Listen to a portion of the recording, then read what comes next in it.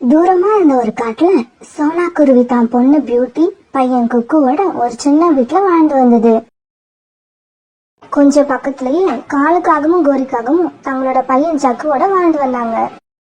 கோரிக்காகவும் தேவையில்லாத விஷயத்துக்கெல்லாம் சோனா குருவி கிட்ட அடிக்கடி சண்டை போட்டுக்கிட்டே இருந்தது. அதனால சோனா குருவி ரொம்பவும் மன உளைச்சலுக்கு ஆளாகி தினமும் வேதனையிலே காலத்தை ஓட்டிக்கிட்டு இருந்தது. ஒரு நாள் காலையில சோனா குருவி தன் குழந்தைங்களோட வீட்டுல நிம்மதியா தூங்கிட்டு இருந்தது. அப்ப வாச கதவை யாரோ வேகமா தட்டுற சத்தம் கேட்டுச்சு. சத்தத்தை கேட்ட சோனாவும் வெளியே வந்து பார்த்தது. கோரியக்கா, கதவை ஏன் இவ்வளவு வேகமா தட்டுறீங்க? கொஞ்சம் மெதுவா தட்டலாம் இல்ல? உள்ள என் குழந்தைங்க வேற தூங்கிட்டு இருக்காங்க. இவ்வளவு வேகமா தட்டினா அவங்க ஏஞ்சிட மாட்டாங்களா? சோனா, நீயும் உன் குழந்தைங்கள மட்டும் நிம்மதியா தூங்கினா போதுமா? பக்கத்து வீட்டுல உள்ள நாங்கெல்லாம் தூங்க வேண்டாம்? கோரியக்கா, உங்களுக்கு தூக்கம் வரலன்னா அதுக்கு நான் என்னக்கா பண்ண முடியும்? சோனா, என்ன கிண்டல் பண்றியா? எங்களுக்கு தூக்கம் வராததுக்கு காரணமே நீ உங்க வீட்டுல வளர்க்கற தென்னை மரம் தான். மரம் இருக்கிறது என்னவோ உங்க வீட்டுலதான், ஆனா அதோட கிளை இருக்கிறது எங்க வீட்டுக்கு மேல. ராத்திரி பூரா தென்னை மரத்துல இருந்து விழற குறும்பைகளால எங்களுக்கு தூக்கமே வரமாட்டேங்குது. இது மட்டும் இல்லாம அந்த கிளையில இருந்து தேங்காயும் விழுது. இதனால அடிக்கடி எங்க வீட்டு கூரை உடைஞ்சி போகுது தெரியுமா? அதனால நீ என்ன பண்ற, இன்னைக்குள்ள அந்த மரத்தை வெட்டிடு. இல்ல காலேஜ் கிட்ட சொல்லி நாங்களே அந்த மரத்தை ஆள் வச்சு வெட்டிடுவோம். கோரியக்கா, கவலைப்படாதீங்க, அந்த மரத்தை நானே வெட்டிடுறேன். என்னால மத்தவங்க கஷ்டப்படுறப்ப அதை பாத்துக்கிட்டு என்னால சும்மா இருக்க முடியாது. சோனா, டயலாக் பேசுறதோட நிறுத்திக்காத, சீக்கிரமா மரத்தை வெட்ட ஏற்பாடு பண்ணு. இப்படி சொன்ன கோரிக்காகவும் அந்த இடத்தை விட்டு பறந்து போச்சு. கோரி இப்படி சொல்லிட்டு போன பிறகு சோனா குருவி கோடாரி எடுத்து அந்த தென்னை மரத்தை வெட்ட ஆரம்பிச்சது. அப்ப பக்கத்துல இருந்த சோனாவோட பொண்ணு பியூட்டி அம்மாவை பார்த்து இப்படி கேட்டுச்சு.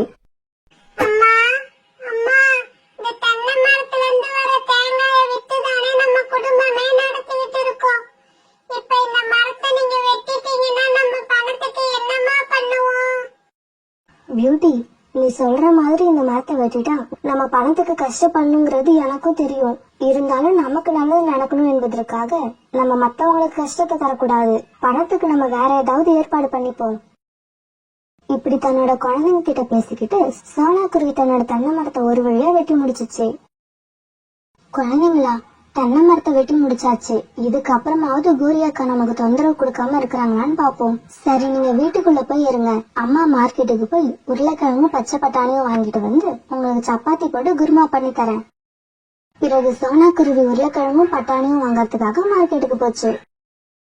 சோனா குருவி தன்னுடைய குழந்தைங்க 2 பேரையும் ரொம்ப அன்பா வளர்த்துச்சு. கூடவே நல்லது எது கெட்டது எதுங்கிற விஷயத்தையும் அவங்களுக்கு சொல்லி கொடுத்துக்கிட்டே இருக்கும். பிறகு இப்படி சமையலுக்கு தேவையான எல்லா பொருட்களையும் வாங்கின சோனா குருவி வீட்டுக்கு வந்து சமையல் வேலையை ஆரம்பிச்சது. கோரி, சோனா குருவி அந்த தென்னை மரத்தை வெட்டிடுச்சு போல இருக்கு. வெட்டிதானே ஆகணும் காலேஜி, வேற வழி. மரத்தை வெட்ட சொன்னது யாரு? சாதாரண ஆளா? கோரி. இந்த கோரி வெட்ட சொல்லிருக்கா. கோரி சொன்னதை கேட்கலன்னா என்ன நடக்குங்கிறது இந்த சோனா குருவிக்கு நல்லாவே தெரியும். அம்மா அம்மா, சோனாண்டி வீட்ல இருந்து ஏதோ மசாலா வாசம் வருது. ஆமா ஜக்கு, நீ சொல்றது உண்மைதான். ஆனா இது என்ன வாசம்னு உனக்கு சரியா சொல்ல தெரியல. அம்மா சொல்றேன் கேட்டுக்க. சோனா வீட்டுல சப்பாத்தி செஞ்சு அதுக்கு உருளைக்கிழங்கு பட்டாணி குருமா செய்யறாங்க. கோரி, நீ எங்களுக்கு எதையும் செஞ்சு தரலன்னா கூட வாசத்தை மோப்பம் பிடிச்சு அது என்ன டிஷ்னு கரெக்டா சொல்ற பாரு. இதுல ஒன்ன அடிச்சுக்க ஆளே கிடையாது. காலுஜி, கொஞ்சம் சோனா வீடு வரைக்கும் போய் அவங்க என்னதான் செஞ்சுக்கிட்டு இருக்காங்கன்னு கொஞ்சம் பாத்துட்டு தான் வாங்களேன்.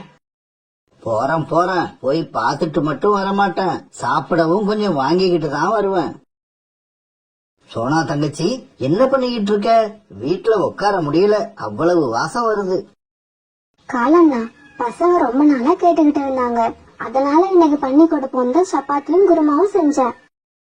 சோனா, ஒரு சின்ன தட்டுல வச்சு எனக்கும் கொஞ்சம் கொடு. நானும் சாப்பிட்டு பார்த்து இதோட டேஸ்ட் எப்படி இருக்குன்னு தெரிஞ்சுப்பேன். பிறகு ஒரு தட்டுல 2 சப்பாத்தியும் கொஞ்சம் குருமாவும் வச்சு சோனா குருவி காலுவுக்கு கொடுத்தது. அத வாங்கின காலு அங்கேயே உட்கார்ந்து நிம்மதியா சாப்பிட்டுச்சு. சோனா, ஏதோ அப்பப்ப உன் வீட்டுல வந்து சாப்பிடறப்ப மட்டும்தான் எனக்கு ருசின்னா என்னன்னே தெரியுது. இப்படி சொன்ன காலுக்காகவும் தன்னோட வீட்டுக்கு பறந்து போச்சு. காலுஜி என்னமோ வாங்கிக்கிட்டு வர போறேன்னு போனீங்க, கடைசியில பார்த்தா வெறும் கையோட வரீங்க. கோரி, நான் சொன்ன மாதிரியே சோனா குருவி கிட்ட இருந்து வாங்கிட்டேன். ஆனா அதை இங்க எடுத்துட்டு வந்து சாப்பிட பொறுமை இல்லாம அங்கேயே உட்காந்து சாப்பிட்டுட்டேன். அப்பா, நீங்க மட்டும் சாப்பிட்டீங்கன்னா போதுமா? எனக்கு சப்பாத்தியும் குருமாவும் இப்பவே வேணும். நான் இப்பவே சாப்பிடணும்.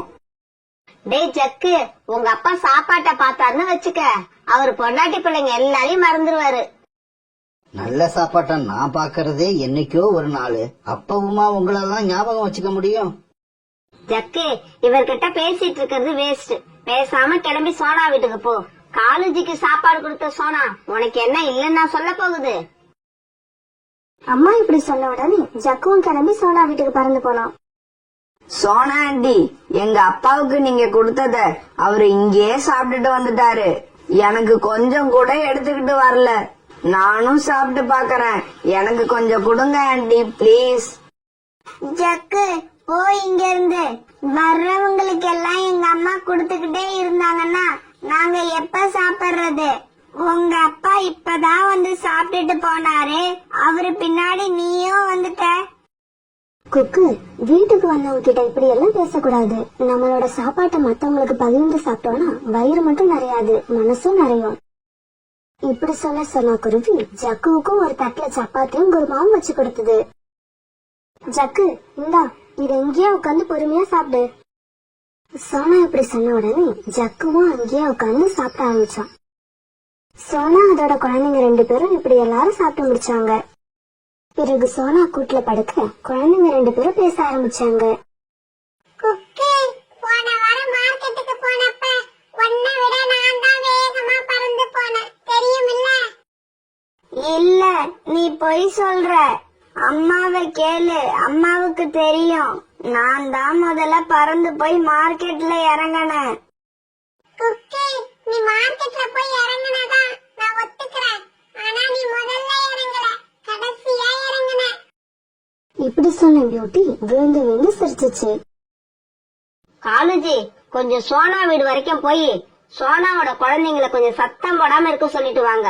படுத்தா நிம்மதியா தூங்க கூட முடியல இந்த வீட்டுல. கோரி, குழந்தைங்க விளையாடுறது, குழந்தைங்க பேசுறதெல்லாம் ஒரு பிரச்சனையா எடுத்துக்க முடியுமா? நான் போய் எதையும் சொல்ல மாட்டேன். வேணும்னா நீயே போய் சொல்லிக்க.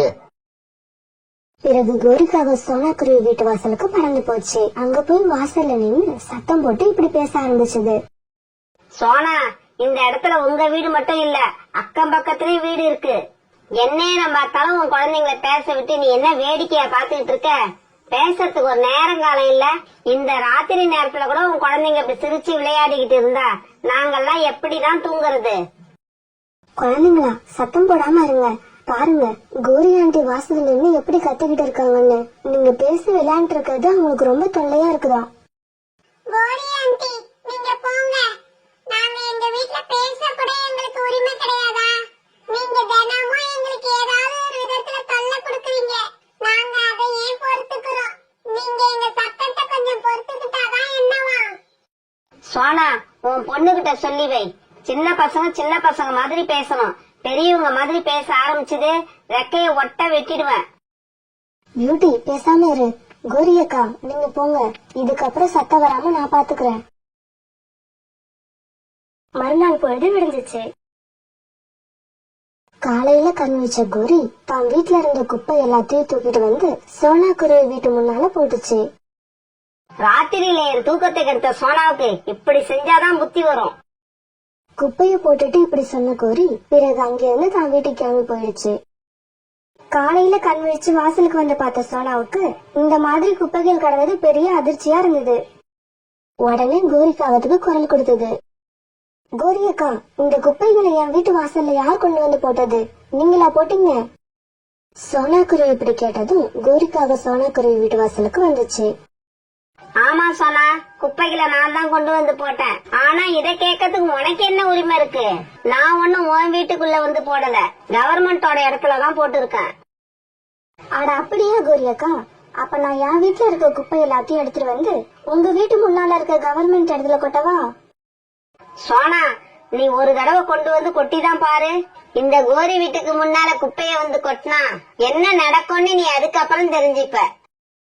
கோரியும் சோனாக்குருவியும் இப்படி பேசிக்கிறத கேட்ட குக்கும் பியூட்டியும் இப்ப வாசலுக்கு வந்தாங்க. ஆன்ட்டி, நேத்து ராத்திரி காலு அங்கிளும் ஜக்குவும் எங்க வீட்டுக்கு வந்து எங்க அம்மா செஞ்ச உணவை கேட்டு கேட்டு வாங்கி சாப்பிட்டுட்டு போனாங்க. ஆனா நீங்க என்னடான்னா எங்க வீட்டு வாசல்ல வந்து இப்ப குப்பைய கொட்டுறீங்க. நீங்க செய்யறதெல்லாம் உங்களுக்கே நல்லா இருக்கா? குக்கு பேசாம இரு. பெரியவங்க பேசிட்டு இருக்கும்போது சின்ன குழந்தைங்க குறுக்க பேசக்கூடாது. பிறகு 3 பேரும் அந்த குப்பையை எடுத்துக்கிட்டு காட்டை விட்டு ரொம்ப தூரம் வந்து ஒரு ஒதுக்குப்புறமான இடத்துல கொட்டினாங்க. சோனாக்குருவிக்கு இன்னைக்கு மன உளைச்சல் ரொம்ப அதிகமாவே இருந்தது. ஏன்னா கோரிக்காக இன்னைக்கு தான் வீட்டு வாசல்ல குப்பையெல்லாம் இருந்தது சோனாக்குருவி மனசு ரொம்பவும் பாதிச்சிருந்தது. இன்னைக்கு நடந்த நிகழ்ச்சியை நினைக்கும் பொழுது சோனாக்குருவி கண்ணுல அதையும் அறியாம கண்ணீர் வந்துச்சு. அம்மா அம்மா அழாதீங்கம்மா, நாங்க பெரியவங்கள ஆகி அந்த கோரி ஆண்டியை இந்த வீட்டை விட்டு அடிச்சு விரட்டுறோம். அம்மா அழுத்தத பார்த்த குக்கு இப்படி சொல்ல அந்த சமயம் பார்த்து அங்க புறாவும் வந்தது. சோனு, என்னாச்சு? ஏன் இங்க உட்காந்து அழுதுகிட்டு இருக்க? உன் வீட்டுக்கு பக்கத்துல இருக்க கோரிக்காக மறுபடியும் உன்கிட்ட ஏதாவது பிரச்சனை பண்ணுச்சா? ஆமா அங்கிள், அந்த கோரி ஆண்டி இன்னைக்கு காலையில எங்க வீட்டு வாசலுக்கு வந்து அவங்க வீட்டு குப்பையை எல்லாம் கொட்டிட்டு போயிட்டாங்க. அதை இங்க கொண்டு வந்து போடதான் நாங்க வந்தோம். ஆமா புறா அண்ணா, வர வர என்ன பண்றதுன்னு தெரியல. இன்னைக்கு காலையில இவ்வளவு குப்பையும் கொண்டு வந்து எங்க வீட்டு வாசல்ல போட்டுட்டு போயிட்டாங்க. வீட்டுல ஒரு நிமிஷம் கூட நிம்மதியாவே இருக்க முடியல. கோரி அக்கா எந்த நிமிஷம் எந்த பிரச்சனையை கொண்டு வருமோன்னு பயமா இருக்கு. சோனா, நீ இப்படி தினம் தினம் அழுது வாழ்றதுக்கு ஒரே தடவையா முழுசா அழுதுட்டு போயிடலாம். புறாண்ணா, நீங்க என்ன சொல்ல வரீங்கன்னு எனக்கு சரியா புரியல. கொஞ்சம் தெளிவா சொல்லுங்க. சோனா, என் வீட்டுக்கு பக்கத்துல பெரிய கழுகு ஒண்ணு வாழ்ந்து வருது. அதனால எங்களுக்கு எல்லாம் பெரிய தொல்லையா இருக்கு. அது இந்த பக்கம் ஏதாவது வீடு விலைக்கு வருதான்னு தேடிக்கிட்டு இருக்கு. நான் என்ன சொல்றேன், நீ உன் வீட்டை அந்த கழுகு கிட்ட வித்துடு. புறாண்ணா, வீட்டை விட்டுட்டு இந்த குழந்தைங்களை அழைச்சிட்டு நான் எங்க போவேன்? சோனா, இப்ப என்கிட்ட 2 வீடு இருக்கு. அதுல 1 காலியா தான் இருக்கு. அதனால உனக்கு வேற நல்ல வீடு கிடைக்கிற வரைக்கும் நீ அந்த வீட்டுல வந்து தங்கிக்க. இப்படி நீ செஞ்சா அந்த கழுகு கிட்ட இருந்து எனக்கும் விடுதலை கிடைக்கும், அந்த காகங்கள் கிட்ட இருந்து உனக்கும் விடுதலை கிடைக்கும். புறா கொடுத்த ஐடியா சோனா குருவிக்கு ரொம்பவும் பிடிச்சிருந்தது. புறாண்ணா வாங்க, இப்பவே போய் அந்த கழுகு பாப்போம். பிறகு எல்லாரும் சேர்ந்து கழுகு பார்க்க கிளம்பி போனாங்க. ஏய் குருவி, உன்னோட வீட்டுக்கு நீ என்ன விலை நிர்ணயம் பண்ணிருக்க அது சொல்லு முதல்ல என்கிட்ட. கழுகுக்கா, என் வீட்டை நான் விக்கிறதே பக்கத்துல இருக்க 2 காகங்கள் கொடுக்கற தொல்லையாலதான். அதனால நீங்களே உங்க மனசாட்சி சொல்ற மாதிரி ஒரு நல்ல தொகையை கொடுங்க. சோனா குருவி இப்படி சொன்ன உடனே அந்த கழுகு வீட்டுக்கு ஏத்த விலைய சோனா குருவி கிட்ட கொடுத்து சோனாவோட வீட்டை விலைக்கு வாங்கிக்கிச்சு. பிறகு சோனா குருவி தன்னோட 2 குழந்தைங்க அழைச்சுக்கிட்டு புறா கூட சந்தோஷமா பறந்து போச்சு. மறுநாள் பொழுது விழுந்துச்சு. கோரிக்காக வழக்கம் போல காலையில தான் வீட்டு குப்பைகளை கொண்டு வந்து சோனா குருவி வீட்டு வாசல்ல கொட்டுச்சு. இது ஜன்னல் வழியா பார்த்த அந்த கழுகு உடனே வீட்டு வாசலுக்கு போச்சு. ஏய் காகமே, எதுக்கு குப்பையை கொண்டு வந்து என் வீட்டு வாசல்ல கொட்டுற? கழுகக்கா, ஏன் பொய் சொல்றீங்க? இது சோனா குருவி வீடு, உங்க வீடு இல்ல. கோரிக்காக இப்படி சொன்னதும் அந்த கழுகுக்கு ரொம்ப கோபம் வந்துச்சு. வந்த கோபத்துல கோரிக்காகத்தை ஓங்கி ஒரு அறை விட்டது. ஏய் காகமே, இப்ப நீ வாங்கினார உனக்கு எப்பவும் ஞாபகம் இருக்கணும். ஏன்னா என்னை எதிர்த்து யார் பேசினாலும் எனக்கு பிடிக்காது. இந்த வீட்டை சோனா குருவி கிட்ட இருந்து நான் விலைக்கு வாங்கிட்டேன். இனிமே இது என்னோட வீடு. நான் இனிமே இங்கதான் தங்க போறேன். கழுகக்கா, இது உங்க வீடுன்னு எனக்கு தெரியாது. சோனா குருவி வீடுன்னு நினைச்சுதான் இங்க வந்து குப்பைய கொட்டிட்டேன். இதோ இருங்க, ஒரு நிமிஷத்துல எல்லாத்தையும் அள்ளிடுறேன். இங்க பாரு காகமே, இத மட்டும் அல்லனா பத்தாது. அப்படியே தினமும் என் வீட்டுல உள்ள குப்பையை நீ தான் கொண்டு போய் கொட்டணும். சீக்கிரம் வந்து வீட்டுல உள்ள குப்பையெல்லாம் எடுத்துக்கிட்டு போ. அப்புறம் இன்னொரு விஷயம், நான் எப்பவும் சீக்கிரமா தூங்க போயிடுவேன். அதனால சாயங்காலம் 7 மணிக்கு மேல உன் வீட்டுல இருந்து எந்த சத்தமும் வரக்கூடாது. ஏதாவது சத்தம் வந்துச்சு உன் வீட்டுக்குள்ளேயே வந்து ஒண்ணு உதப்பேன். இப்ப என்கிட்ட வாங்கின அறைய நல்ல ஞாபகம் வச்சு எனக்கு பிடிக்காத காரியம் எதையும் பண்ணாம இருக்கணும். கழுகு இப்படி சொன்ன உடனே வேற வழி இல்லாத கோரிக்காகவும் தான் வீட்டு குப்பை கழுகு வீட்டு குப்பை எல்லாத்தையும் சேர்த்து அள்ளிக்கிட்டு தூரமா கொண்டு போய் போட பறந்து போச்சு. காலேஜி, அந்த கழுகு கிட்ட வாங்கின அறையால எனக்கு இப்பவும் தலையெல்லாம் சுத்துது, வாந்தி வர்ற மாதிரி இருக்கு. கோரி, ஒரு நிமிஷம் நல்லா யோசிச்சு பாரு. அந்த சோனா குருவியால நமக்கு ஏதாவது பிரச்சனை இருந்ததா? அதால நமக்கு நிறைய நன்மைகள் தான் நடந்துச்சு. இருந்தாலும் நீ அந்த சோனா குருவிக்கு விடாம தொல்லை கொடுத்துக்கிட்டே இருந்த. நீ பண்ணுன அந்த பாவத்தாலதான் இப்ப கழுகு கிட்ட மாட்டிக்கிட்டு முழிக்கிற.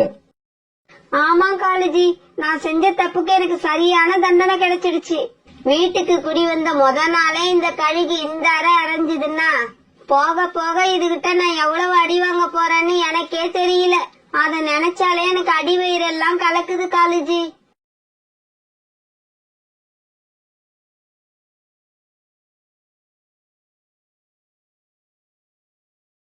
தூரமா இருந்த ஒரு காட்டுல ராணா குருவியும் அவங்க அம்மாவும் வாழ்ந்து வந்தாங்க. ராணா வெளிநாட்டுல ஒரு கம்பெனில வேலை பார்த்து கை நிறைய சம்பாரிச்சுக்கிட்டு இருந்தது. அதே காட்டுல காலுக்காகவும் கோரிக்காகவும் வாழ்ந்து வந்தாங்க. கோரிக்காகவும் அந்த காட்டுல உள்ள பறவைங்களுக்கு எல்லாம் கல்யாண புரோக்கர் வேலை பார்த்துக்கிட்டு இருந்தது. ராணாவோட அம்மாவும் தான் பையனுக்கு கல்யாணத்துக்கு பொண்ணு பார்க்க கோரி கிட்ட சொல்லி இருந்தாங்க. பையன் வெளிநாட்டுல வேலை பாக்குறதால இந்த கல்யாணத்தை நம்ம முடிச்சு கொடுத்தா ராணாவோட அம்மா நமக்கு நிறைய கமிஷன் கொடுப்பாங்கன்ற எண்ணத்துல கோரிக்காவை ராணாவுக்கு தீவிரமா பொண்ணு பாத்துக்கிட்டு இருந்தது. கோரி பொண்ணு பார்க்க அழைச்சிட்டு போறப்ப சில பொண்ணுங்கள ராணாவோட அம்மாவுக்கு பிடிச்சிருக்கும், ஆனா ராணாவுக்கு பிடிச்சிருக்காது. சில பொண்ணுங்கள ராணாவுக்கு பிடிச்சிருக்கும், அவங்க அம்மாவுக்கு பிடிச்சிருக்காது. ராணாவுக்கு பொண்ணு பார்த்து அழுத்து போன கோரிக்காவும் ஒரு நாள் அவங்க அம்மா கிட்ட இப்படி பேச ஆரம்பிச்சது. ஏம்மா, நானும் ஊர்ல உள்ள எல்லா பெண்களையும் உங்களுக்கு காமிச்சிட்டேன். உங்களுக்கு பிடிச்சிருந்தா உங்க பையனுக்கு பிடிக்க மாட்டேங்குது, உங்க பையனுக்கு பிடிச்சிருந்தா உங்களுக்கு பிடிக்க மாட்டேங்குது. உங்க 2 பேருக்குமே பொண்ணு பிடிச்சிருந்தா ஜாதகம் பொருத்தமா அமைய மாட்டேங்குது. இப்படியே போய்கிட்டு இருந்தா உங்க பையனுக்கு இந்த ஜென்மத்துல கல்யாணம் நடக்காது. என்ன கோரி இப்படி பேசிட்ட? என் பையனுக்கு இதுக்கப்புறமா பொண்ணு பிறக்க போறா. எங்கேயோ பிறந்து என் பையனை கல்யாணம் பண்றதுக்கு இந்நேரம் தயாரா இருப்பா. ஆமா ஆமா, நீங்க சொல்றதும் உண்மையா இருக்கலாம். எனக்கு என்னவோ உங்க பையன் அடுத்த தடவை லீவுக்கு வரும்போது வெளிநாட்டில இருந்தே ஒரு பெண்ணை கல்யாணம் பண்ணி கையோட கொண்டு வந்துருவான்னு நினைக்கிறேன். கோரி இப்படி விளையாட்டா சொன்னதை கேட்டுட்டு ராணாவோட அம்மாவுக்கு கோபம் வந்துருச்சு. கோரி, இன்னொரு தடவை இந்த மாதிரி பேசாத. ஊர்ல மத்தவங்க வளர்க்கற மாதிரி என் பிள்ளைய நான் வளர்க்கல. அவனுக்கு இப்ப வரைக்கும் அம்மா அண்ணா உயிர். என் பேச்ச மீறி அவன் எதுவுமே செய்ய மாட்டான். அதனால இன்னொரு தடவை எனக்கு எதிரில என் பையனை பத்தி இப்படி வாய்க்கு வந்தபடி எல்லாம் பேசாத. ராணாவோட அம்மா இப்படி கோபமா பேசின உடனே கோரிக்காக கோபமாகி அந்த இடத்த விட்டு பறந்து போயிடுச்சு. காலேஜி, எனக்கு இப்ப வர ஆத்திரத்துல என்ன தெரியுமா செய்யணும் போல இருக்கு? என்ன செய்யணும் போல இருக்கு? ராணாவோட அம்மாவை கொலை செய்ய ஆசைப்படுறியா? அதெல்லாம் என்னோட ஆசை இல்ல. பையன் கீழ்ச்ச கோட்டை தாண்ட மாட்டான்னு அந்த அம்மா எவ்வளவு கெத்தா சொல்லுது. தான் பையன் மேல இந்த அளவுக்கு நம்பிக்கையா பேசுற இந்த அம்மாவுக்கும் ராணாவுக்கும் இடையில சண்டைய மூட்டி விட்டு வேடிக்கை பார்க்கணும். அதுதான் என்னோட ஆசை. கொஞ்ச நாட்கள் கழிச்சு ராணாவும் அவங்க அம்மாவும் ஒரு வீட்டுக்கு பொண்ணு பார்க்க போனாங்க. பொண்ணு 2 பேருக்குமே பிடிச்சிருந்தது. ஆனா ராணாவோட அம்மா எதிர்பார்த்த சீர்வரிசை வரதட்சணை எதையுமே பொண்ணு வீட்டுல செய்ய முடியாதுன்னு சொல்லிட்டாங்க. ஏன்னா அவங்க ரொம்ப ஏழை. எனக்கு பணம் வரதட்சணை எதுவும் முக்கியம் இல்ல, நான் இந்த பொண்ணதான் கல்யாணம் பண்ணுவேன்னு ராணா பிடிவாதம் பிடிக்க வேற வழியில அது ராணாவோட அம்மா அந்த பொண்ணையே ராணாவுக்கு கல்யாணம் பண்ணி வச்சாங்க. இப்படிதாங்க நம்ம சோனா குருவி ராணா குருவிக்கு மனைவியா இந்த வீட்டுக்குள்ள காலடி எடுத்து வச்சது. கல்யாணம் ஆன புதுசுல நம்ம பையன் ராணா ஆசைப்பட்டு கல்யாணம் பண்ணிக்கிட்டு வந்த பொண்ணுன்னு ராணாவோட அம்மாவும் சோனா குருவி மேல பாசமா தான் இருந்தாங்க. ஆனா அந்த பாசம் ரொம்ப நாள் நீடிக்கல. கல்யாணம் ஆகி ஒரு 6 மாசம் கழிச்சு சோனா குருவி 2 முட்டைகள் இட்டு இருந்தது. அதுல ஒரு முட்டையில இருந்தாவது நமக்கு ஒரு பேரன் போறப்பான்னு ராணாவோட அம்மா ரொம்ப நம்பிக்கையாவும் சந்தோஷமாவும் இருந்தாங்க. ஆனா ஒரு நல்ல நாள்ல ராணாவோட அம்மா நினைச்ச மாதிரி நடக்காம 2 முட்டைகள்ல இருந்தும் 2 பெண் குழந்தைகள் வெளியே வந்தது. இப்படி பெண் குழந்தைகள் பிறந்ததால சோனா குருவிக்கும் ராணா குருவிக்கும் ரொம்ப சந்தோஷம். பிறகு தன்னோட குழந்தைங்க கூடவும் சோனா குருவி கூடவும் கொஞ்ச நாட்கள் மகிழ்ச்சியா கழிச்ச ராணா குருவி பிறகு தான் வேலைக்காக வெளிநாடு கிளம்பி போயிடுச்சு. ஏற்கனவே சீர்வரிசை வரதட்சணை எதுவுமே கொண்டு வராம தனக்கு மருமகளா வந்த சோனா மேல ராணாவோட அம்மாவுக்கு அடி மனசுல ஒரு வருத்தம் இருந்தது.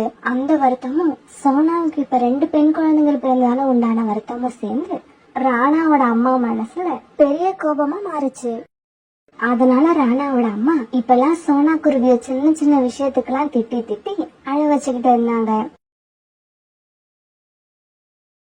இப்படியே சில நாட்கள் நகர்ந்துச்சு. ஒரு நாள் நதிக்கரை பக்கம் தண்ணி குடிக்க போன கோரிக்காகவும் அங்க ஏற்கனவே குழப்பமான முகத்தோட உட்கார்ந்து இருக்க ராணாவோட அம்மாவை பார்த்தது. என்னம்மா உங்க முகத்தை பார்த்தா நீங்க ஏதோ குழப்பத்துல இருக்கிற மாதிரி தெரியுது. கோரிக்காகம் இப்படி கேட்ட உடனே கோரிக்காகத்தை பத்தி சரியா தெரியாத ராணாவோட அம்மா சோனா குருவி எந்த வரதட்சணையும் இல்லாம வீட்டுக்கு மருமகளா வந்தது, இப்ப ஆண் குழந்தைய பெற்று கொடுக்காம 2 பெண் குழந்தைங்களை பெத்து எடுத்தது, இப்படி சோனா குருவிய பத்தி குறையா சொன்னாங்க. ராணாவோட அம்மாவுக்கும் வெளிநாட்டுல இருக்க அவங்களுடைய பையன் ராணாவுக்கும் சண்டைய மூட்டி விட இதான் சரியான நேரம் நினைச்ச கோரிக்காகும் ராணாவோட அம்மா கிட்ட இப்படி பேச ஆரம்பிச்சது. என்னம்மா நீங்க இதெல்லாம் ஒரு விஷயம்னு நினைச்சு முகத்தை உம்முன்னு வச்சுக்கிட்டு உட்கார்ந்து இருக்கீங்க. நான் சொல்றபடி நீங்க நடந்தீங்கன்னா நீங்க நினைக்கிற மாதிரியே ஒரு பணக்கார மருமக உங்க வீட்டுக்கு வருவா. என்ன கோரி சொல்ற? அது எப்படி நடக்கும்? அம்மா நீங்க எப்படியாவது சண்டை போட்டு உங்க மருமக சோனா குருவியையும் அதோட 2 பெண் குழந்தைங்களையும் வீட்டை விட்டு அனுப்பிடுங்க. வெளிநாட்டுக்கு போயிருக்க என்னோட மகன் திரும்பி வந்து என் மேல கோபப்பட்டானா நான் என்ன பண்றது? உன் மனைவி வேற எந்த ஆண் குருவி கூடயோ ஓடி போயிடுச்சுன்னு சொல்லிடுங்க. அதுக்கப்புறம் உங்க பையனுக்கு வேற பொண்ணை பார்த்து நான் கல்யாணம் பண்ணி வைக்கிறேன். உங்களுக்கு எந்த சந்தோஷத்தையும் கொடுக்காத மருமகளை எதுக்காக இன்னும் வீட்டுல வச்சுக்கிட்டு இருக்கீங்க? உங்க மருமக இதுக்கப்புறம் உங்களுக்கு ஒரு பேரனை பெத்து கொடுப்பான்னு எனக்கு நம்பிக்கை இல்ல. கோரி இப்ப நான் வீட்டுக்கு போய் நீ சொன்ன மாதிரியே ஏதாவது சண்டை போட்டு என் மருமகளையும் குழந்தைகளையும் வீட்டை விட்டு அனுப்பிடுறான். ஆனா அதுக்கப்புறம் நீங்க முதல்ல இத செஞ்சு முடிங்கம்மா. நடக்க வேண்டியதை நான் பாத்துக்கிறேன். என் பையன் வெளிநாடு போய் கஷ்டப்பட்டு வேலை பார்த்து சம்பாதிச்சு அனுப்புறான். ஆனா அவன் அனுப்புற பணத்தை எல்லாம் நீங்க 2 குழந்தைகளும் தின்னே தீத்துறீங்க. அத்தை, இது வரைக்கும் என்னதான் திட்டிக்கிட்டு இருப்பீங்க, இப்ப எல்லாம் என் குழந்தைங்களையும் திட்ட ஆரம்பிச்சிட்டீங்க. ஒன்னும் தெரியாத சின்ன குழந்தைங்களை தயவு செய்து திட்டாதீங்க. என்ன சோனா வர வர என்னையே எதிர்த்து பேசுற? பிறந்த வீட்ல இருந்து கைய வீசிக்கிட்டு வந்தப்பவே இப்படி பேசுற நீ? மத்த பொண்ணுங்க மாதிரி நகை நட்டோட வந்திருந்தா என்னென்ன பேசுவ? உன்னை எல்லாம் இன்னும் அடிச்சு வீட்டை விட்டு விரட்டாம வீட்டுக்குள்ள வச்சு பேசிக்கிட்டு இருக்கேன் பாரு. என்ன சொல்லணும்? அத்தை, கல்யாணத்துக்கு முன்னாடியே எங்களால எதுவும் செய்ய முடியாதுன்னு என்னோட அப்பா அம்மா சொன்னாங்க தானே, அதுக்கெல்லாம் ஒத்துக்கிட்டு தானே என்ன நீங்க உங்க பையனுக்கு கல்யாணம் பண்ணி உங்க வீட்டுக்கு அழைச்சிட்டு வந்தீங்க. இப்ப ஏன் மறுபடியும் அதையே குத்தி காட்டி பேசுறீங்க? சோனா வீட்லயே உட்காந்து சாப்பிட்டு உனக்கு வாய் நல்லா வளர்ந்து போயிருக்கு. இந்த அளவு நீ பேசுனதுக்கு அப்புறம் இனி நீ ஒரு நிமிஷம் கூட இந்த வீட்ல இருக்க கூடாது. இப்பவே உன்னோட குழந்தைங்களை அழைச்சுக்கிட்டு இந்த வீட்டை விட்டு வெளியில போயிடு. அத்தை, இந்த மாதிரி பேசாதீங்க. எங்களை வீட்டை விட்டு வெளியே போகணும்னு சொன்னா நாங்க எங்க போவோம்? எங்களுக்கு யாரு தெரியும்? என்னோட கணவர் வர வரைக்கும் நாங்க இங்கதான் இருப்போம். சோனாவும் சோனாவோட குழந்தைங்களும் எவ்வளவுதான் கண்ணீர் விட்டு கெஞ்சினாலும் அதையெல்லாம் காதுல வாங்காத ராணாவோட அம்மா அவங்கள வீட்டை விட்டு வெளியே அனுப்பிட்டாங்க. பிறகு எங்க போறதுன்னு தெரியாம மனசு போன போக்குல குழந்தைங்களை அழைச்சிட்டு பறந்து போச்சு. அம்மா அம்மா நம்ம இப்ப எங்கம்மா போறோம்? அம்மா பாட்டி ஏமா நம்ம மேல இரக்கமே இல்லாம நடந்துக்கிறாங்க. அப்பா வர வரைக்குமாவது நம்மள வீட்ல தங்க அவங்க அனுமதிச்சிருக்கலாம். பசங்களா, கவலைப்படாதீங்க. நாம இப்ப பக்கத்து காட்டுல இருக்க என்னோட அம்மா வீட்டுக்கு போவோம். மத்த எல்லாத்தையும் அங்க போய் பேசிக்கலாம். இப்படி பேசிட்டு சோனா குருவி அதோட குழந்தைங்களும் கிளம்ப போன சமயத்துல ரீட்டா கிளி அங்க வந்தது. சோனா என்ன இது? ஏன் இப்படி குழந்தைங்களை வச்சுட்டு இங்க அழுதுகிட்டு உட்கார்ந்து இருக்க? பிறகு சோனா குருவி ரீட்டா கிளி கிட்ட நடந்தது எல்லாத்தையும் அழுதுகிட்டே சொல்லுச்சு. அதனாலதான் இப்ப நான் என் குழந்தைங்களை அழைச்சிட்டு என்னோட அம்மா வீட்டுக்கு போயிட்டு இருக்கேன். சோனா எனக்கு என்னவோ நீ இப்ப உங்க அம்மா வீட்டுக்கு போறது சரியில்லைன்னு தோணுது. அங்க போனா அவங்க மனசு ரொம்ப கஷ்டப்படும். அதனால நீ பேசாம என் கூடவே தங்கிடு. நான் காட்டுல மரம் வெட்டுற வேலை தான் பாக்குறேன். உனக்கும் அப்படியே எங்க ஓனர் கிட்ட சொல்லி ஒரு வேலை வாங்கி தாரேன். உன் கணவர் வெளிநாட்டுல இருந்து திரும்பி வர வரைக்கும் நீ இங்க இருக்கிறது தான் நல்லதுன்னு நான் நினைக்கிறேன். ரீட்டா கிளி சொன்னது சோனா குருவி மனசுலயும் சரின்னு பட்டதால பிறகு குழந்தைங்களை அழைச்சுக்கிட்டு ரீட்டா கிளி வீட்டுக்கு பறந்து போச்சு. பிறகு தான் சொன்ன மாதிரி தான் வேலை செய்யற ஓனர் கிட்ட சோனா குருவி அழைச்சிட்டு போய் அதுக்கு ஒரு வேலை வாங்கி கொடுத்தது. ரீட்டா கிளி செஞ்ச இந்த உதவியால சோனாவோட வாழ்க்கை இப்ப நிம்மதியா போய்கிட்டு இருந்தது. இப்படியே சில மாசங்கள் நகர்ந்துச்சு. பிறகு ஒரு நாள் ராணா குருவி வெளிநாட்டுல இருந்து திரும்பி வர செய்தியை கேள்விப்பட்ட கோரிக்காகவும் ராணாவை சந்திக்கிறதுக்காக வேக வேகமா பறந்து போச்சு. என்னோட நீண்ட நாள் ஆசையை தீர்த்துக்க இதுதான் சரியான நேரம். இப்படி தன்னோட மனசுக்குள்ள நினைச்ச கோரிக்காகவும் ராணா குருவி கிட்ட இப்படி பேச ஆரம்பிச்சது. ராணா, நீ வெளிநாட்டுல இருந்து திரும்பி வந்துட்டியா? ஆனா பாவம், நீ வர்றதுக்குள்ள உன்னோட மனைவிய அடி அடின்னு உங்க அம்மா அடிச்சு வீட்டை விட்டு குழந்தைங்களோட வெளியில தள்ளிட்டாங்க. கோரி, நீங்க என்ன சொல்றீங்க? இப்படி நடந்திருக்க வாய்ப்பே இல்ல. ஏன்னா எங்க அம்மா அப்படிப்பட்டவங்க கிடையாது. அட நீ வேற ராணா, உங்க அம்மா என்கிட்டயே என் மருமக பிறந்த வீட்ல இருந்து வெறுங்கையோட வந்தவன்னு நிறைய தடவை சொல்லியிருக்காங்க. அதனால பணக்கார பெண்ணா பார்த்து உனக்கு கல்யாணம் பண்ணி வைக்கணுங்கிற ஆசையில தான் சோனாவை வெளியில அனுப்பியிருப்பாங்கன்னு நினைக்கிறேன். இதையெல்லாம் கேட்ட ராணாவுக்கு தன்னோட அம்மா மேல ரொம்பவும் கோபம் வந்தது. நீங்க சொல்றது மட்டும் உண்மையா இருந்தா இப்ப வீட்டுக்கு போய் எங்க அம்மாவை நான் என்ன பண்றேன் பாருங்க. ராணா, இன்னொரு முக்கியமான விஷயம், சோனா குருவி மேல உனக்கு கோபம் வரணும்னு சோனா ஏதோ ஒரு ஆண் குருவி கூட ஓடி போயிடுச்சுன்னு சொன்னாலும் சொல்லுவாங்க. பிறகு ராணா குருவி கோபமா தன்னோட வீட்டுக்கு பறந்து போச்சு. அம்மா, சோனாவும் என் குழந்தைங்களும் எங்க? வந்ததும் வராதமா ஏன்டா இப்படி அவசரப்படுற? கொஞ்ச நேரம் நல்லா ரெஸ்ட் எடு, அப்புறம் ஏதாவது கூல்ட்ரிங்க் சாப்பிடுறியா? அம்மா, எனக்கு வேற எதுவும் வேண்டாம். முதல்ல நான் கேட்ட கேள்விக்கு பதில் சொல்லுங்க. சோனாவும் என் குழந்தைங்களும் எங்க? சொல்றேன்டா சொல்றேன். நீ வெளிநாடு கிளம்பி போனதுக்கு அப்புறம் உன் மனைவி ஏதோ ஒரு ஆண் குருவி கூட குழந்தைங்களையும் அழைச்சுக்கிட்டு ஓடி போயிடுச்சு. அம்மா, நான் உங்க மேல ரொம்ப மதிப்பு வச்சிருந்தேன். உங்க வாயில இருந்து இந்த மாதிரியான வார்த்தைகள்லாம் வரவே கூடாது.